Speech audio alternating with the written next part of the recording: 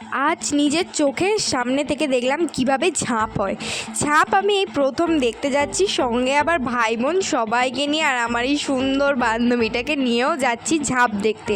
তো চলে এসেছি, আমাদের এখানে অনেক বছর ধরে ঝাঁপ হয় কিন্তু কোনো বারে আসা হয় না। এই বছরই হয়তো ভগবানের ইচ্ছা হয়েছে তাই এসছি। তো এখানে এসে ভগবানের প্রথমে দর্শন করে নিলাম, প্রণাম করে নিলাম। তারপর যারা ঝাঁপ দেবে তারা এখানে দেখলাম সবাই একসঙ্গে প্রণাম টনাম করে নিল। তারপরেই আস্তে আস্তে শুরু হলো ঝাঁপ।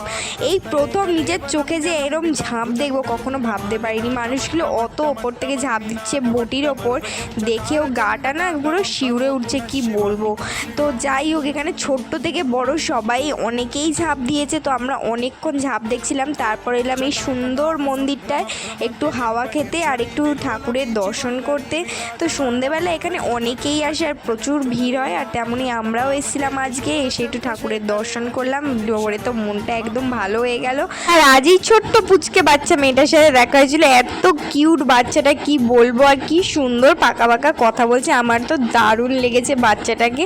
তো ভিডিওটা কেমন লাগলো তোমাদের সকলের অবশ্যই জানিও। ভালো লাগলে লাইক কমেন্ট শেয়ার সাবস্ক্রাইব করবে একদম। বাই।